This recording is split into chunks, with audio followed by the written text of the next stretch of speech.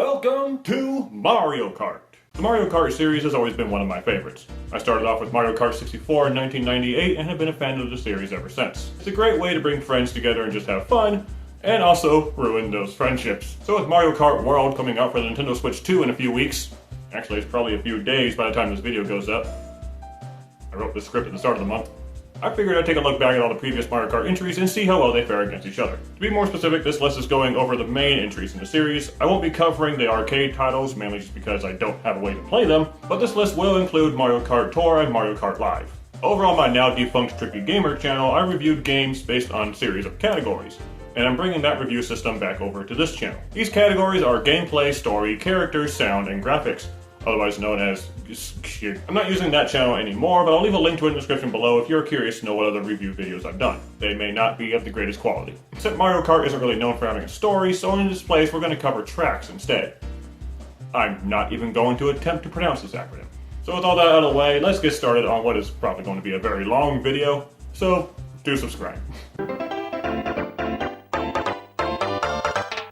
Super Mario Kart is about as simple of a kart racer as you can get. The controls are relatively easy to understand, which makes the game easy to jump into. That said, the gameplay of Super Mario Kart definitely shows its age. It's not as solid as any of its successors, with some very slidey drift physics that make turning kind of difficult. Despite playing Mario Kart for almost 30 years, this game gave me a lot of trouble. So much so that I actually got lapped by the computer players, which is just humiliating. Computer players, by the way, are relentlessly on your tail.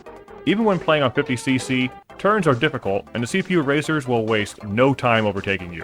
What's worse is you will come to a complete stop if you run into any of them. Items are what set Mario Kart apart from other racers. You have your bananas, Koopa shells, and mushrooms. However, they aren't as plentiful as they are nowadays, with only one group of item boxes to pull from in a race. You can also very easily end up missing them and end up going a whole lap with no items. Of course, computer players are not held by this limitation, and tend to throw out multiple items per lap. The gameplay is simple, but there's a lot that needed refining. This series has definitely solidified itself since then, but Super Mario Kart's gameplay is getting a 7 out of 20. If it wasn't for the Mario brand, this game probably would not have done as well as it did. But the Mario Kart series isn't just known for its gameplay, it's also known for the content it provides. And despite being the first in the series, Super Mario Kart has a great selection of tracks to pick from, like Mario Circuit 1, Mario Circuit 2, Mario Circuit 3, and, wait for it, Mario Circuit 4. Aside from Rainbow Road, the courses all follow a set number theme, but they're all pretty well designed for the time. There's a reason Mario Circuit 3 was brought back so many times. The courses are all flat roads with flat walls, but there's some variety like jump ramps, speed boosts, and slippery surfaces to make the already slippery controls even more slippery. There's nothing exactly wrong with the racetracks themselves, nothing too substantial either, but when combined with the awkward turning controls, many of the tight turns become very difficult to get through. Or maybe there's just a trick I don't know about. Either way, there's enough variety in these courses to satisfy, so I'll give it a 13 out of 20. Of course, any racing game needs racers. Rather than going with original creations, the developers added 8 Mario characters to choose from. Mario, Luigi, Peach, Yoshi, Toad, a Koopa Troopa, Bowser, and Donkey Kong Jr.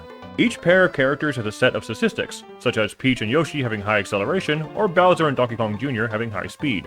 What's most interesting about the characters is some of them have a unique item. Peach and Toad have poison mushrooms, Yoshi has an egg, and Bowser has a fireball. But the best part is, you can't use them. These unique items can only be used by the computer players. And as I mentioned before, they are not tied to the one item per lap limitation like players are, which means there can be multiple poison mushrooms thrown at you in succession.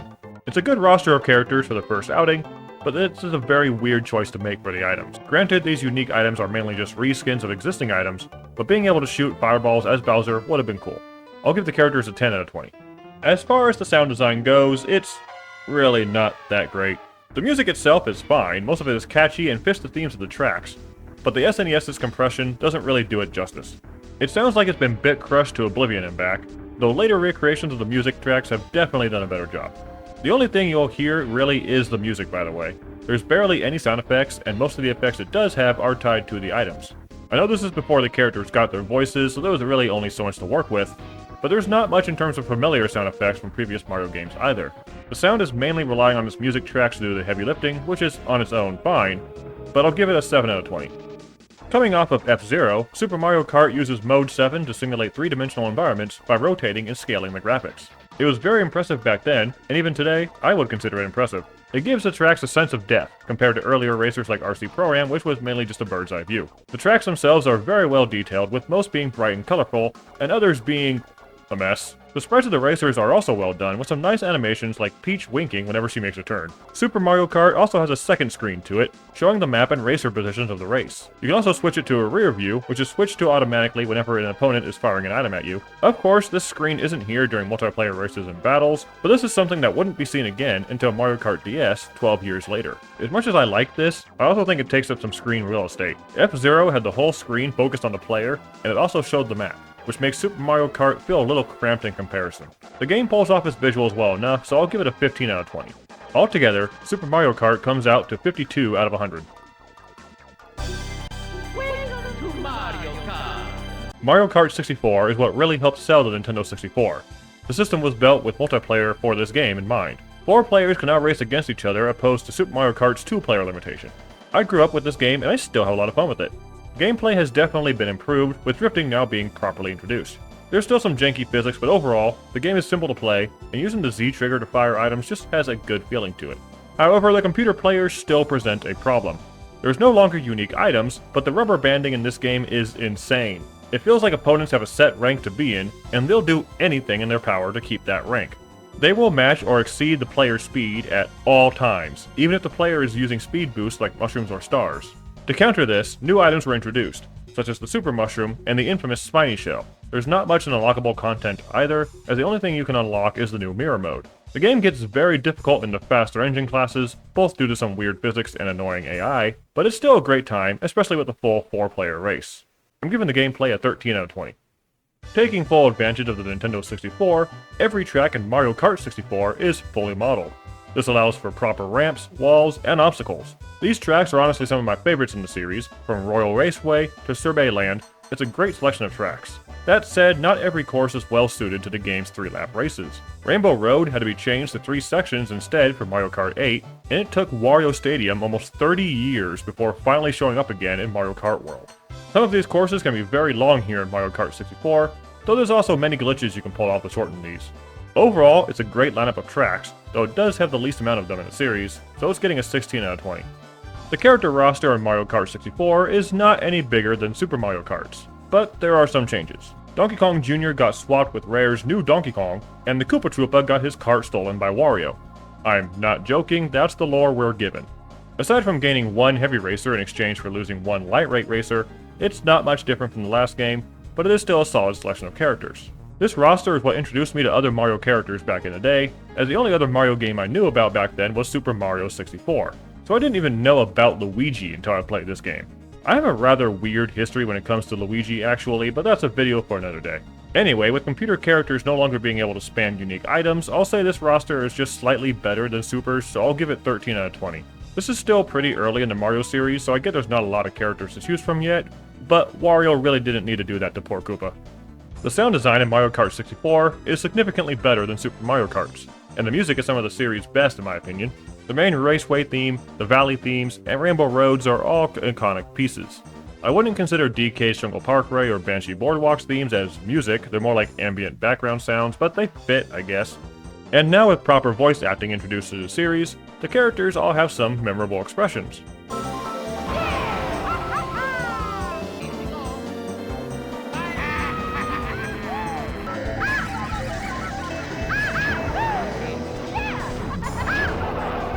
Every little sound effect here really adds to the experience, from the character voices to the item roulette wheel to the victory theme. While not every music track lands, Mario Kart 64 still has some of my favorite pieces, so I'm giving it an 18 out of 20. As far as graphics go, this is still pretty early in the Nintendo 64's lifespan, so a lot of what we see is very simple. It's all brightly colored and fun to look at, and there's some neat designs and course decorations, but it's nothing too extravagant. The characters themselves, however, are kind of bad. The character sprites are all two-dimensional, rotating and animating in a three-dimensional environment.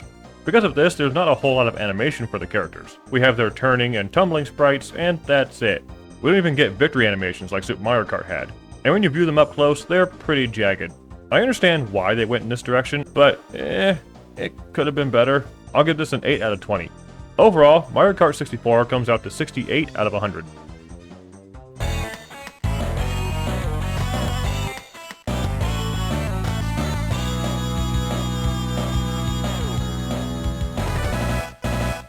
I don't have much experience with Mario Kart Super Circuit. I've never owned the game, so the most I've played it is through virtual services. I did own that Super Circuit magnetic racer toy thing that came in a Wendy's kids meal back in 2002, and that's as close to the real thing as I ever got. It has been a few years since I last played the game, so coming back to it again here reminded me why I never came back to it. It plays a lot like Super Mario Kart. The controls are simple, there's only so many buttons on a Game Boy Advance, but this game is super slidey. Maybe not as much as Super Mario Kart, but Super Circuit definitely has a steep learning curve. This really is just a handheld version of Super Mario Kart, but with the added bonus of a health system. Coins are scattered around the tracks, but unlike in Mario Kart 8 where they were used to unlock new material, coins are your lifeline in Super Circuit. You need coins to even survive the races, because if you get hit by any items or even other racers when you have no coins, you just spin out of control. There is a very marginal speed bonus when collecting them, but dang, this game is brutal. On top of that, Super Circuit has this secret ranking system that tracks various skill points based on very weird statistics. Some of these the player can influence, like how many frames you spend off-road or how many times you hit another driver, and then there's a stat that reduces your points if you get hit by lightning. Yeah, screw you, I guess. The game also just gives you points based on what driver you pick, so never play as Yoshi. These skill points affect your overall rank at the end of a Grand Prix, so good luck. There are some very weird gameplay decisions made for Super Circuit, and it's honestly not all that fun. In fact, I'd say it's actually worse than Super Mario Kart, so it's getting a 5 out of 20 from me. But don't worry, there's one Mario Kart game coming up that's even worse. Similar to Super Mario Kart, all the tracks in Super Circuit are very flat with flat walls. That's not a bad thing, and Super Circuit definitely improves things by adding more themes and variety. Sky Garden, Sunset Wilds, and Ribbon Road have all been favorites among Mario Kart fans. However, Super Circuit suffers from the same problem Super Mario Kart had, which is tight turns combined with awkward drifting. Courses that have no walls just become even more difficult to navigate. Super Circuit really is just like Super Mario Kart, so much so that the entirety of Super Mario Kart tracks can be unlocked, which is cool, but none of the problems they had were really fixed here. With 40 courses to race on, Super Circuit held the record of the most racetracks in the series until Mario Kart 8's DLC came along, but it's a challenge to race on any of them, so I'll give it the same score I gave Super Mario Kart's lineup, which is a 13 out of 20. The character roster in Super Circuit is exactly the same as in Mario Kart 64. No changes whatsoever. They just plugged 64's roster in here and called it a day. So I'll give it half the score I did for Mario Kart 64, which is a 7 out of 20. Nothing special here. Moving on. I don't really have much to say about the sound design of Super Circuit. It's good, but nothing really all that special to talk about. The music also kind of suffers from the same bit-crushed outcome Super Mario Kart had, but the music overall is just okay. And since we just recently had Mario Kart 64, the characters do vocalize here in Super Circuit, so that's a plus. Some of the voices are reused from Mario Kart 64 and other titles, but that's fine. The Game Boy Advance's sound quality overall kind of keeps music and effects from being as good as they could be, but I'll give it a 10 out of 20, which I think is fair. The graphics of Super Circuit are a mix of Super Mario Kart and Mario Kart 64. I mean, the game overall is a mix between the two, but this is like Mario Kart 64 racers on Super Mario Kart tracks, but with everything incredibly bright and saturated. The graphics of the racers are based on Mario Kart 64, but they do have some additional animations like looking at other racers and even some victory animation. But the Game Boy Advance does do a great job at pulling off the Mode 7 graphics for the racetracks. Everything being overly bright and colorful makes sense. The original Game Boy Advance wasn't backlit, so the artist had to make sure you could actually see the game. The game visually doesn't look too bad, so I'll give it a 12 out of 20. Overall, Mario Kart Super Circuit comes out to 47 out of 100. This is, so far, the worst game I have reviewed.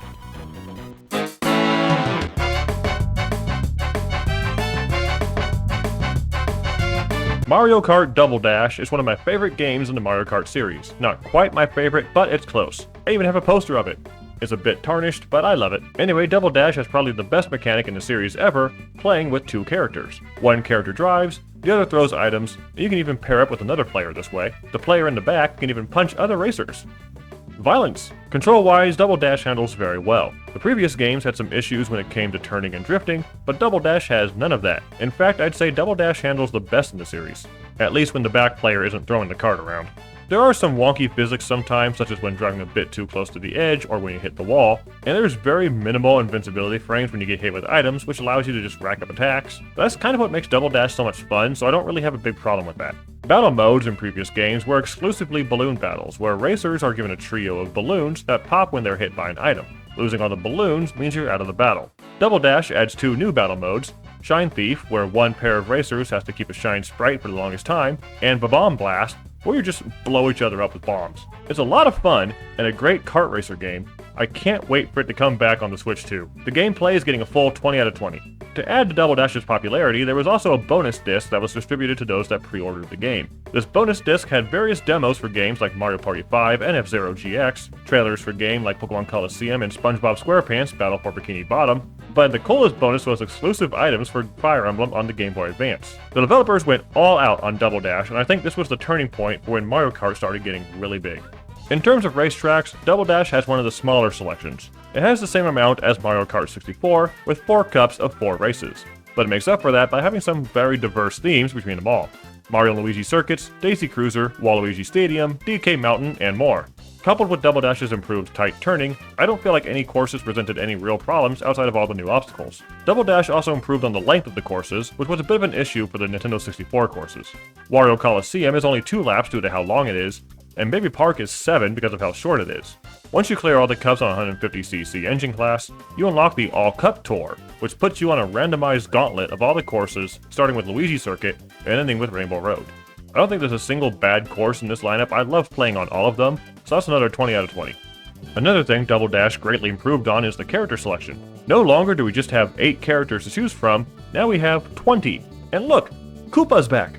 Many characters make their Mario Kart debut here, such as Daisy, Waluigi, Diddy Kong, Baby Mario, and more. This is also the game that introduced Toadette as a character. Every character also has their own kart to go with them, making this the first time players could choose both their characters and the kart they ride in. Not enough for you? Each pair of racers also has their own unique item, except this time you can actually use them.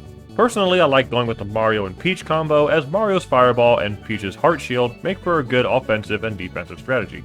Mario Kart Wii and 8 Deluxe may have a more expansive roster, but a solid 20 characters gets a solid 20 points. And wouldn't you know it, the music for this game is also really good. Everything from the menu music to Luigi Circuit, to Waluigi Stadium to the staff credits. The voices are entirely new from what I can tell. It doesn't sound like any of them have been reused from elsewhere. Many stages have memorable music. The characters yelling out when they get hit with items or blasted out of a cannon is just hilarious. So that's going to be another 20 for me. It's looking like Mario Kart Double Dash is going to get a perfect score here, but in terms of the visuals, they are really good. They're not the best the GameCube has seen. Sure, Super Smash Bros. Melee definitely outdoes it there. But this is the first Mario Kart game to be in full 3D, especially the characters. My biggest complaint with the characters in 64 and Super Circuit was the characters don't animate. So Double Dash gave them all the animations. Being selected, winning, losing, throwing items, punching, getting hit, getting launched out of a cannon, getting dragged behind the cart, it's all a joy to watch. And because later games don't have a second character riding in the back, we don't see this level of animations ever again. Also, Double Dash has the rawest artwork in the series. So yeah, I'm giving Mario Kart Double Dash a perfect score of 100. It freaking deserves it.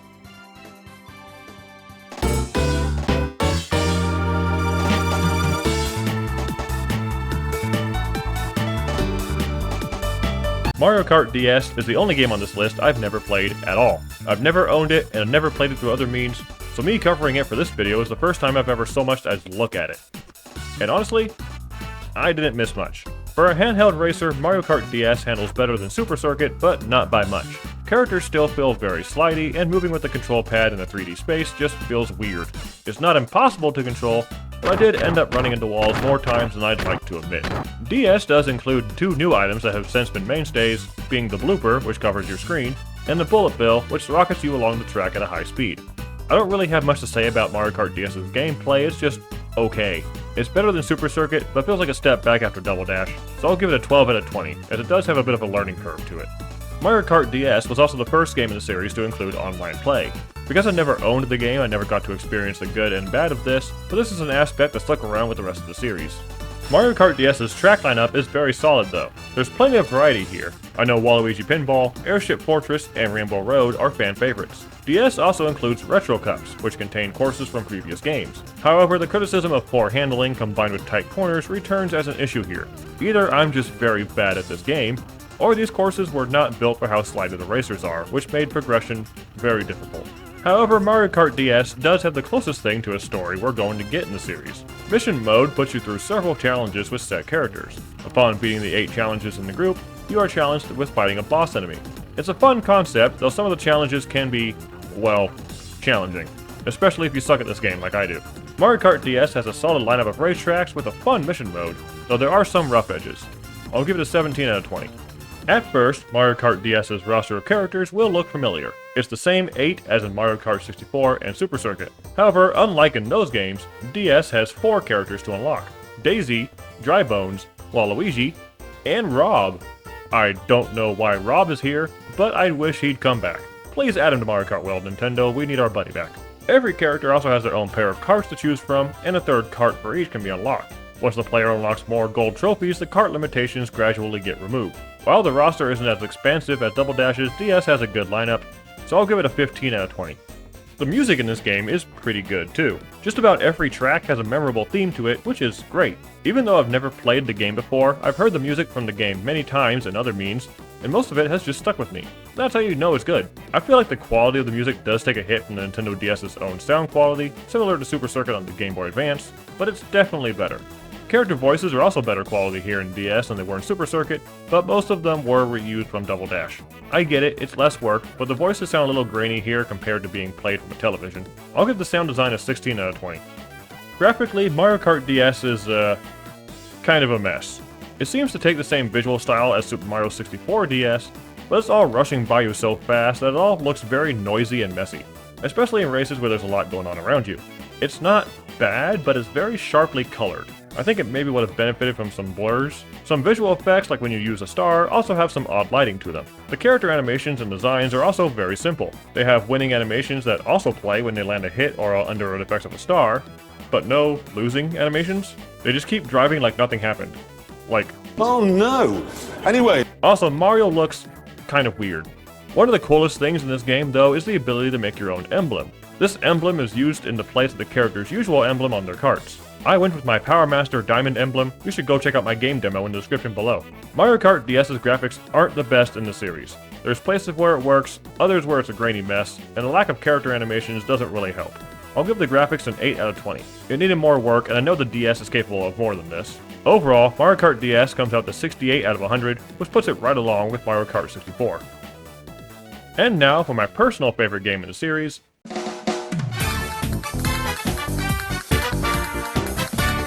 I remember Dad bringing home Mario Kart Wii back in 2008. It came bundled with the Wii Wheel, which just made the game a lot of fun. By utilizing the Wii Remote's motion sensor, it felt like you were actually driving the karts. Sure, you can use the more traditional controls, like with the nunchuck or GameCube controller, and sometimes the motion controls do get a little buggy, but there's just something charming about the Wii Wheel.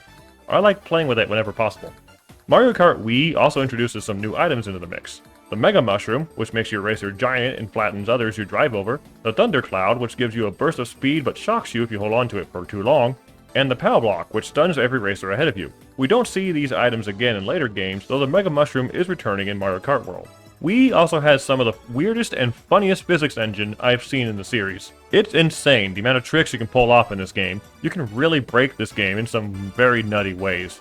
Handling for this game is also pretty solid, and you can choose whether or not drifting is enabled. I don't feel like turning is quite as tight as Double Dash's, but it's still very good. Mario Kart Wii has my favorite combination of controls, handling, and physics in the series, so yeah, that's a full 20 from me. I also spent a lot of time on Mario Kart Wii's online racing back in the day. Sadly, Nintendo shut down that service back in 2014, but I'll always remember the times where hackers launched spiny shells before the race even started, or when everyone was using indefinite bullet bills, or finished the race in less than a second. Yeah, those were the days. Mario Kart Wii has the same amount of tracks Mario Kart DS had, 4 cups of 4 new tracks, and 4 cups of 4 returning tracks. We got favorites like Moo Moo Meadows, Coconut Mall, Maple Tree Way, and the best version of Rainbow Road. The retro lineup is also solid, like Nintendo 64 Mario Raceway, GameCube Waluigi Stadium, and Nintendo 64 Bowser's Castle, and they've all been updated to make them feel more modern. That said, there are some courses I'm not particularly fond of, like Grumble Volcano, but that's just a personal opinion. The online mode also had missions similar to Mario Kart DS. Nintendo would rotate through the missions every week or so, where players would have to do things like racing on altered racetracks or fighting boss battles, and compare their record to other players. There is data in the game that signifies Mario Kart Wii was going to have a mission mode like Mario Kart DS, so it seems to have been reworked to the online tournaments. And this is why you don't have online exclusive modes. Anyway, it's another solid lineup of racetracks with plenty of variety, so that's another 20 out of 20. Mario Kart Wii has one of the most expansive rosters in the series, with a variety of favorite characters. New characters such as Bowser Jr., Funky Kong, and the newly created Baby Daisy have been introduced into the mix. I thought it was really cool how you can unlock Rosalina just by having a Super Mario Galaxy save file on the system. That was my introduction to cross-game file reading, and no other Mario Kart has done this since. Playing other games to unlock racers early is just a cool idea. Wii also introduces the option of playing with your Mii, which I almost never do, but it's still cool. Along with new characters, there are also new karts to unlock. And there's a new type of vehicle to ride, bikes, which I almost never use, but it's still cool. Mario Kart Wii also has a heavier emphasis on character and vehicle statistics. These are normally hidden variables represented by simple numbers, but now there's a proper statistic menu to look at, and each character and vehicle has their own set of bonuses. Personally, I like the more simple things, but it's fun to see exactly which pair gives you the best of the best, which is usually Funky Kong and the Flame Runner, for those of you that played online back in the day. With a large roster and a variety of characters to choose from, Mario Kart Wii's characters get another 20 out of 20. Mario Kart Wii has some of my favorite music in the series. I don't like every song, like Rumble Volcanoes for example. Why do I hate Rumble Volcanoes so much? I don't even know. But most of the themes have stuck with me over the years. Rainbow Road here is not only my favorite layout of the Rainbow Roads, but it also has my favorite music theme, and most of the returning courses have new music created for them. I also like how the menu music keeps ramping up in intensity the further you progress towards starting the races. Character voices have been completely redone. I don't think any of them are reused from previous games. So, yep, that's another 20 out of 20. Visually, this might be a hot take, but Mario Kart Wii has my favorite graphical style in the series. Yeah, Mario Kart 8 is in full HD and such, but there's just something charming here. Just the tone of the game, the lighting used, nothing is too saturated nor too dark. It just looks good. I love it all. But if you think the character models look pretty blocky, well, there's a reason for that. We've seen them already. All returning characters had their models brought over from Double Dash with some slight updates here and there. It's not just the models, some animations were reused as well. This isn't a particularly bad thing. If it isn't broke, don't fix it, but it doesn't really help Mario Kart Wii be the best it could be, and explains why characters like Rosalina and Dry Bowser are slightly higher quality. Mario Kart Wii was so close to achieving a perfect score alongside Double Dash, but using GameCube character models and animations doesn't feel like a step in the right direction when it comes to showing off the Wii's improved graphical power. So, it's getting an 18 out of 20 for the graphics, bringing the total to 98 out of 100. I'm sorry, Mario Kart Wii, I still love you. Of course, I'd be remiss to not mention the insane amount of mod support Mario Kart Wii has gotten over the years. Fans have been adding new characters and racetracks what feels like every week. They even have their own online support after Nintendo took down their own. I'm not going to link any of it because I don't want to get the Nintendo ninjas involved, but if this is something you would like to try out, Google is your friend. Mario Kart 7! Mario Kart 7 was one of my favorite games to play on the 3DS. I feel like it handles slightly better than Wii, but not quite like Double Dash. The major changes to the Mario Kart formula are the additions of flying through the air and driving underwater. Certain blue ramp boosts will activate the gliders, and the air controls actually feel pretty solid. Most bodies of water can be drove in with a small propeller appearing behind the carts. I really like these additions, and many returning courses are adjusted to make use of them. Another major change is the option to create your own kart. Since Double Dash, players had the option of choosing pre-made vehicles with their own set of statistics. Now, players can combine wheels, bodies, and gliders to form their own karts, with each piece impacting the way the kart handles. There's no bike parts in 7, but that's fine, I never use them anyway. I tend to stick with a select group of parts, mainly the pipe frame or B-dasher with the slick wheels. It may not be the greatest combination, but I like how it feels. Kart pieces are unlocked by collecting coins, which brings us to our first negative. Coins return after being absent from the series since Super Circuit, and there's both good and bad changes to them. The good news is they no longer act as lifelines. You can bump into other racers without worrying about spinning out. I don't think they affect your results ranking either. However, the bad news is they are annoying in other ways. Kart pieces are unlocked every 50 coins you collect, but you can only hold up to 10 per race as opposed to Super Circuit's 30. So that's 5 races you need to finish with 10 coins in your pocket, even though a Grand Prix only has 4 races. The coins you collect in time trials do not count towards this score, so you can't farm them that way. Additionally, actually keeping these coins can be quite difficult, as you lose a handful of them every time you get hit with an item or fall off the course. Oh, and the kart pieces are randomly unlocked too. Mario Kart 7 does introduce a few new good items though. The Fire Flower, which lets you throw fireballs, the Super Leaf, which gives you a tail you can swing around, and it's fun to do so please bring it back, and the Lucky 7, which surrounds your kart with various items you can use in quick succession. There's also first person and gyroscope controls you can use, which I never do, but it's cool. The flying, driving. You can drive a Mario Kart. The flying, diving, and kart creation are the definite high points here, but the focus on coins as the only way to unlock new kart pieces means you're going to spend more time collecting those at first, rather than focusing on the race to get a better kart piece. I'm giving Mario Kart 7 gameplay a 13 out of 20. It's a bit of a mixed bag with the new additions.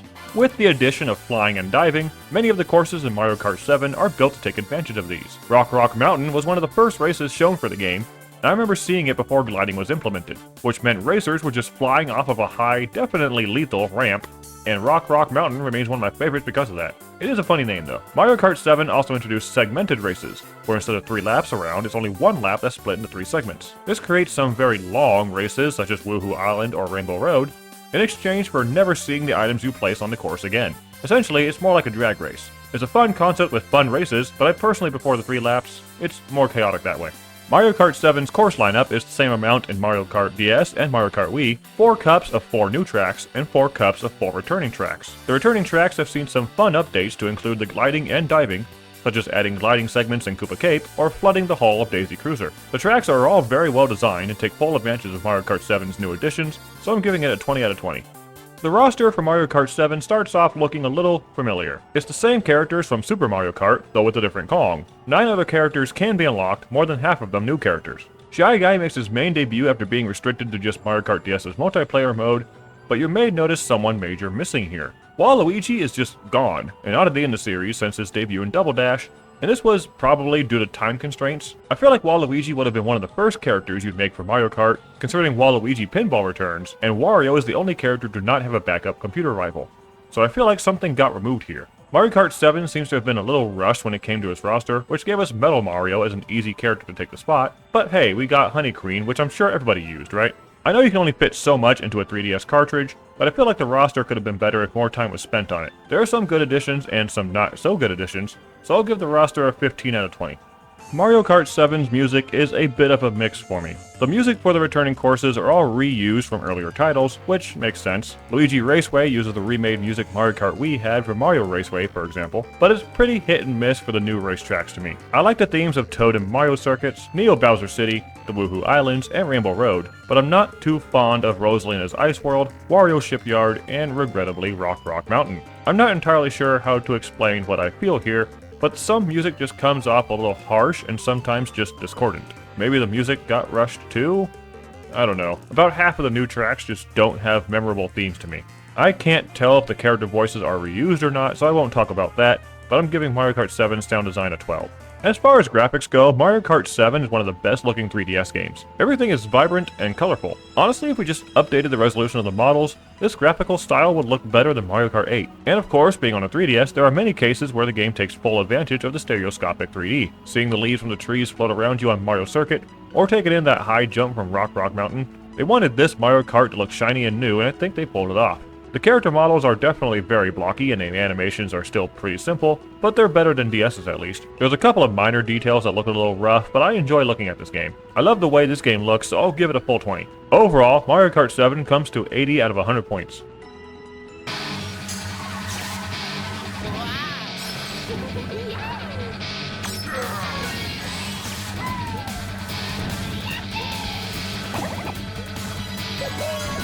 Oh boy.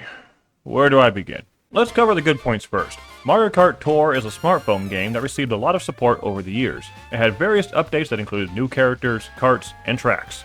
And that's all the good I have to say about it. Being a phone game, of course, Mario Kart Tour is going to be subject to all the gacha mechanics and poor controls it can muster. Various additions, changes, and fixes have been released over the years, but it is, at its core, still a phone gacha game. The main way of earning new stuff is through the gacha system, where you put in some rubies and you'll sometimes get a new thing. A new reward is not always guaranteed, and it's like other gacha games, you have the option to spend real money on more attempts at maybe getting the thing you're looking for. In other words, it's gambling. There was a shop that was added in a later update that made finding rewards easier, but they're still rotated around and based on certain spotlights, or are still entirely random chances. I'd rather take Mario Kart 7's coin collecting method over this. Controls for Mario Kart Tour are just the absolute worst. It's very obvious Mario Kart was not meant for a smartphone. There's very little wiggle room for actually taking control of the game. The game utilizes smart steering and auto acceleration, which means the game can essentially play itself. With those turned on, your character is confined to the roads and you're unable to fall, but you are also unable to take most shortcuts, and the cart only moves at a certain speed. But when you turn those off, the controls just get even more annoying. You move by sliding your finger across the screen, which just obstructs your view of the gameplay. This isn't like Fire Emblem Heroes where things move at set intervals. Mario Kart has constantly moving parts, and not being able to see it is a bad thing. Like with the gacha system, the controls have seen improvements over the years, but the core functions are still the same. There's some other odd choices with the gameplay when it comes to the track selection. Mario Kart 8 released before Tour, and I'll get to 8 later, which had anti-gravity as its main new mechanic. Mario Kart Tour does not have anti-gravity, which means any courses in Mario Kart 8 that used it will not appear in Mario Kart Tour, which is all of them. Yeah, there are no Mario Kart 8 courses in Mario Kart Tour, simply just because of the lack of an anti-gravity mechanic, no matter how minorly it was used in Mario Kart 8 courses. There's also this point-based system between the characters and karts you choose that determines how many points you'll get from a race. For example, I like playing as Mario or Rosalina, but if a race says they don't get as much points as other racers, well, I'm screwed, I guess. Mario Kart Tour's gameplay is a complete mess. Every time I try to play it, I may do 1 or 2 of the ranked matches, but then I just feel like my time is better spent elsewhere. Gacha mechanics is a terrible thing to have in video games, and I stand by it. It's mentally and financially draining, and the poor controls don't help with things here either. All the statistics involved either go over my head or mean nothing to me. It's all overly complex and not fun. So Mario Kart Tour's gameplay is getting my first 0 out of 20 rating. I am very disappointed in this game. While Mario Kart Tour may have completely fumbled when it comes to its gameplay, it makes up for that with its content. And boy, there is a lot of it. In regards to the tracks, alongside several new tracks, there's also plenty of returning tracks. Almost every track ever returns in Tour, and most of these courses have 3 variants to them. A mirrored version, as per usual Mario Kart, a trick version where additional ramps and obstacles are added, and a mirrored trick version. Counting every variant of the tracks, there are a total of 541 racetracks in Mario Kart Tour. That's just an insane number. I wish this wasn't confined to a mobile phone game. The new courses, though, don't really do it for me. I have more experience with the versions they brought to Mario Kart 8 Deluxe, and all of them are just really bland. There's barely any obstacles in just some of the races. A lot of them have absolutely nothing. At least the ones based on real-world locations anyway. The neat part about those races is they introduce laps with changing routes. There are some crossing areas, but every lap takes you down a new route with new environments. It's a mix between the standard 3-lap races and the 3-segment races Mario Kart 7 introduced, and it's a cool idea. They're just tied to the most blandest of races where nothing really happens. There are new themed racetracks though, such as one based on a giant bathroom or one based on Yoshi's Island. These courses were initially revealed for Mario Kart 8 Deluxe's DLC, but they were built for Mario Kart Tour. The internal data for these courses even confirms this. Mario Kart 8 was just used to reach a wider audience. Anyway, these themed races are pretty cool. Yoshi's Island is definitely my favorite of the bunch, and they're far better than the ones based on real-world locations. While the new tracks in Mario Kart Tour aren't the greatest, the plethora of races to choose from, along with them all having different varieties, makes this the most expansive selection of tracks in the series. However, the awkwardly bad controls don't exactly make them fun to drive on. I wish Nintendo would do something like this again on a proper Mario Kart game, but these bad points hamper Tour's selection quite a bit, so I'll give the track selection a 15 out of 20. And when it comes to the characters, holy crap. There are so many characters in this game, many of them also have costume variants. You can get variants like Fire Rosalina, Vampire Waluigi, Gladiator Donkey Kong, and many more. Every character from previous Mario Kart games is here. And yes, I do mean every character. They even brought back Donkey Kong Jr. despite him not having been in a video game for over 20 years. There are many new characters too, like King Bob-omb, Pauline, and Hammer Brother. Every character also has a special item assigned to them, including new items like a banana barrel, ice flower, or Giga Bob-omb. There are plenty of kart and glider pieces to unlock as well. Of course, the negative side to all this is the gacha mechanic I mentioned earlier. All the characters and kart pieces are obtained randomly, and you're going to have a hard time collecting all of them. Characters and karts also come with a point value, so even if you did find your favorite combination, it may not be the best one to use for the race.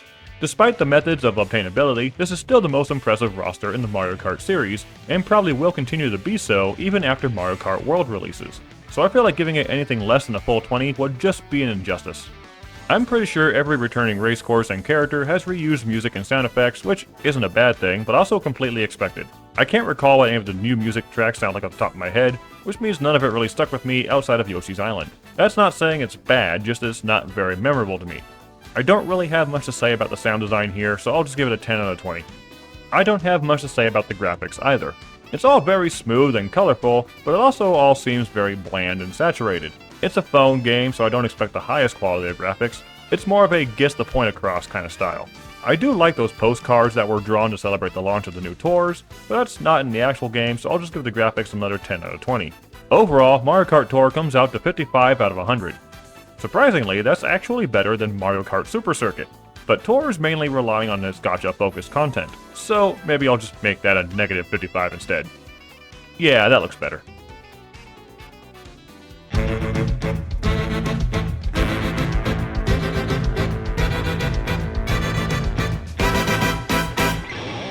Mario Kart Live Home Circuit is an oddity in the Mario Kart series because it's not one you play on your TV screen, it's one you can physically interact with. The downloadable application of Mario Kart Live connects your Nintendo Switch to the remote-controlled cart you can drive around your living room. The cart has a camera that transmits what it sees to the television screen, and this camera has augmented reality, or AR, capabilities. Gates can be set up that act as track markers, and the cart's camera can read these gates to display obstacles. With these gates, you can build your own tracks and set them up for the cart to drive through and follow. Gameplay-wise, Mario Kart Live has the usual modes: Grand Prix, Time Trials, and Multiplayer Racing. Relay Race, where you switch between different characters, was also added in an update. The idea is a lot of fun, controlling a physical Mario Kart and seeing what's happening on the screen. However, playing the game is actually a little difficult. The cart isn't super slidey or anything, but the perspective of the camera sometimes doesn't quite match with how you're controlling the cart. The frame rate is just slow enough that the environment can't keep up sometimes. On top of that, the Nintendo Switch doesn't have the greatest connection signal, which can result in faulty inputs or complete connection loss if the cart drives too far away, sometimes even if it's just on the other side of the room. And if you want to play multiplayer in Mario Kart Live, then I hope you're prepared to shell out a few $100s. The whole bundle of the Mario Kart peripheral costs around 100 USD, so setting up a 4-player race would cost almost 400 USD. Prior to version 2.0, every player needed their own Nintendo Switch, which itself costs 200 to 350 USD already, but version 2.0 allows for 2 racers on one system for a split screen, though that would mean the Switch would need to split the signal between 2 kart cameras. So to get the best experience of playing a 4-player race in Mario Kart Live, you would need between 1200 to 1800 USD, depending on the Switch system you're using. Playing on TV would mean you also need 4 TVs set up, which cost around 1500 USD on their own at minimum, which means Mario Kart Live multiplayer can be a more than $3,000 experience if you set it up properly, and that's before taxes. But hey, you'll have a better time doing that than you would spending the same amount on Mario Kart Tour. Mario Kart Live is a fun idea, and I really enjoyed my time with the thing, but it did have some rough times when it came to connection speed. I'll give it a 17 out of 20. Rating the tracks of Mario Kart Live is a little difficult because, there aren't any. Instead of full race tracks, Live instead has themes you can set your tracks to. The tracks themselves are your own creations. You have 4 track gates to drive through, and however the cart drives through them determines what the track looks like. Once you make a full loop back to gate number 1, the system will recognize the completed track. You will have to build a track or just use the same track before every race you do, so there is some setup involved, but everyone wants to make their own Mario Kart track, right? Every gate can also be set up to have certain features. You can set item boxes or boost panels at a gate, or obstacles like thwomps and fire bars. The only real downsides to this are the lack of memory when creating the tracks. The game doesn't save the design of these tracks, so if you want to reuse them at some point in the future, you'll have to make notes somewhere. Additionally, the scope of the track is dependent on the room you're in. It's fun to drive under things like living room chairs or tables, but if you live in a smaller building, your track may be a bit more confined than those that live in a bigger building. I'm not entirely sure how to rate this, to be honest. There's only track elements to rate, which there's a good variety to build with, sure, but the tracks themselves are something we create, which means you can create the worst track imaginable or the greatest thing ever. Personally, I had a lot of fun doing both. While I don't have any footage to show for it, my brother and I made odd spirals and loops, and really just had a blast setting things up. It's a lot of fun, so I'm getting the tracks a full 20 out of 20, even though they may not technically exist outside of a few moments. But man, those were a fun few moments. Mario Kart Live has the lowest amount of characters you choose from in the series. How many? 1,000? No. 80? No, sir. What? 50? Less. 40? Come on, how many? 2. What? There is a Mario set and a Luigi set, and which one you buy determines which character you play as. On one hand, I'm kind of glad there isn't a Peach set or Bowser set or more, because that would just be way too much money to spend. But on the other hand, I want a Bowser set. Similar to Mario Kart Live, Mario and Luigi do have a bunch of costumes and carts you can unlock for them, and neither the brothers nor kart pieces have any differing statistics between them all since it's handled by the physical kart, so what you go with is purely just cosmetic choice. However, the relay race mode does add Toad, Peach, and Yoshi as characters that swap in whenever you go through a gate. Unfortunately, this isn't something that sticks around as it doesn't unlock them as playable characters outside of this mode. Yes, it would look funny to see Peach driving on the screen while Mario does the driving in your living room, but who cares, it would have been cool. With only 2 racers to pick from, there isn't really a lot here, and the computer racers are always Bowser Jr. and the Koopalings, which isn't a lot of variety either. However, Mario and Luigi's personalities when reacting to things, and the number of costumes and kart options are fun to mix and match with, so I'll give it an 8 out of 20. Every music track in Mario Kart Live is reused from Mario Kart 8, and most of the voices might be too. The in-game sounds aren't anything too impressive, but the best sound is actually not from the game itself. It's the sound of the kart driving around. Just hearing the little Mario Kart driving around the room, getting speed boosts and running into things is just really cool. Like, yeah, the main part of the game is to create your own courses and see the world through an AR camera, but I also just really like RC cars and driving them around, so this is just a lot of fun to me. I'm gonna give this a 10 just because of the kart. The graphics of Mario Kart Live is a little weird to talk about because, well, it's reality. Reality is as high definition as you're going to get. But while our world is in HD, the camera itself is not. No matter how bright I tried to make my room, things still came out pretty dark unless it was looking at the direct light source. The camera doesn't seem like it can do any better than 720p, and as I said before, the visuals get pretty messed up when the Switch starts losing the kart signal. We're viewing the world from the camera situated just above Mario's head, who reacts to almost every little thing that happens around him. The models themselves are imported from Mario Kart 8, but they're given new animations for getting bumped around and running into objects. All the visuals are colorful, and the way AR markings animate is really cool. I know my older video here doesn't really show it off too well, but these graphics really do look good, so I'll give it a 15 out of 20. I really enjoyed my time with Mario Kart Live, and it overall came out to 70 out of 100. It's great fun, but I would have liked to see other characters in the game, and the camera perspective could use some improvements. Mario Kart 8!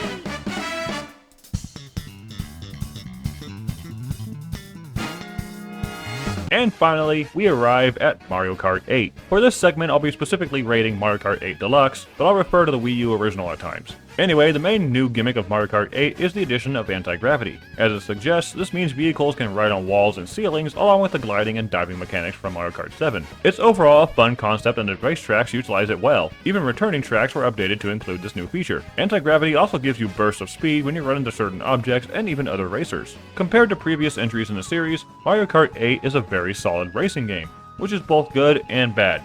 Part of what made Mario Kart so fun was the wacky physics engine some of them had, like 64 and Wii, and exploiting it. It's also fun to try and mess with the game normally, such as racing backwards or taking long shortcuts. Neither of those are possible here in Mario Kart 8, which is actually kind of disappointing. The coins present an issue here similar to how they did in Mario Kart 7. Every 50 coins you collect up to 1,000, and then it'll change to every 100 coins, you get a new random kart piece. The good news is other modes outside of Grand Prix influence the count now, so go ahead and farm coins to your heart's content. This is adjusted slightly in the deluxe port with you needing 30 coins instead until you collect 450 coins, in which case it will return to every 50 coins until 1500, or you will need to collect 100 coins. There is a newly introduced coin item you can pull, but everyone hates it. If you already have a full 10 coins, the coin item is functionally useless and you can't defend yourself from red shells with it, so yeah. It's a stupid item. There's plenty of differences between the Wii U original and the Switch port too. Battle mode is completely overhauled after being rather lackluster. The Switch version has driving support in terms of smart steering and auto acceleration. The item selection is adjusted based on your race placement, and more. Mario Kart 8 Deluxe is overall a great kart racer, and I love the use of anti-gravity, though there are some things about it that could be better, so I'll give it a 17 out of 20. When Mario Kart 8 first started, it had the same number of tracks as previous games, 4 new cups and 4 retro cups. Since then, it had 4 new DLC cups, and then Mario Kart 8 Deluxe got 12 new cups in its Booster Course Pass, bringing the grand total of racetracks up to 96. Sure, not as much as Mario Kart Tour even without all the variants, but who cares about that game? All of these tracks are all very well designed, making great use of flying, diving, and anti-gravity. Some of these courses are even based on other Nintendo games such as The Legend of Zelda and F-Zero. I'll admit though, there's only a handful of new courses I actually like. Electrodrome, Mount Wario, and Big Blue are some of my favorites, but ones like Dolphin Shores, Bone Dry Dunes, and even this version of Rainbow Road, I don't know, I'm just not feeling it. I'm not saying these are bad racetracks, they do well for Mario Kart, but I often pass up the newer races for the older ones. Of course, that's just a personal opinion. I have a blast on all of them regardless of what I'm racing on, which is the important part. Deluxe has all the base courses unlocked, which means they're all readily available to use. With a large selection of tracks to race on, I can't not give it a 20 out of 20.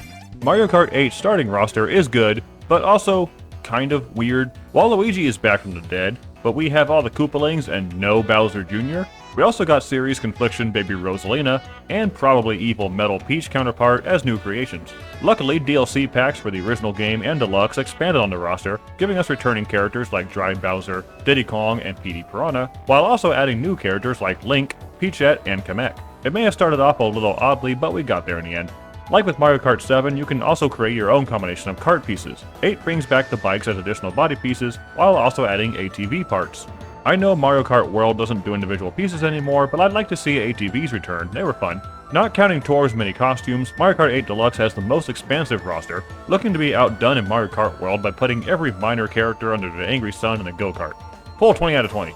Most of the music in Mario Kart 8 is fully orchestrated, including music for returning tracks. It all sounds really, really good. The music for the booster course races I'm pretty sure are just carried over from Mario Kart Tour, but I'm also pretty sure that it was also orchestrated. Even if it's not, I really like the remix of Choco Mountain and 3DS Rainbow Road. All the character voices I'm pretty sure are also new. I don't recognize any of them being reused from 7 or Double Dash or whatever. I don't have much more to say about the music, I enjoy it all. Full 20 out of 20. Being developed for an HD system, Mario Kart 8 saw a significant upgrade in graphics. Everything is bright and shiny and smooth.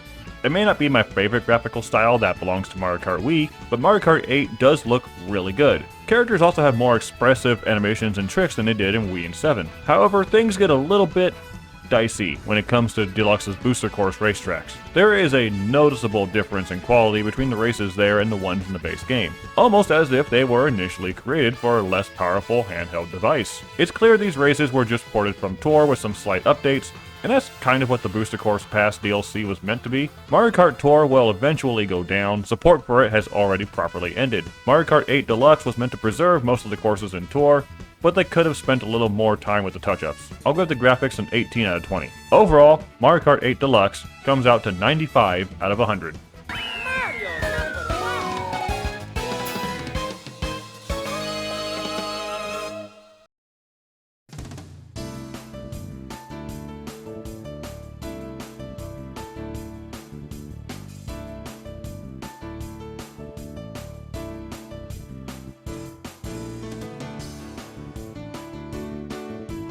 Finally, here's all the Mario Kart games ranked from worst to best. I did my best to view them all objectively, but everybody has their favorites. Let me know what your favorite Mario Kart game is in the comments below. I'm going to do my best to get Mario Kart World on launch day. Pre-orders have not been kind to me over here, but maybe I'll have one by the time this video goes up. I'll maybe also review Mario Kart World next month. I'm looking forward to playing with you all. Until next time, I appreciate all of you. Thank you all for watching. My name is Alex. I'll see you around.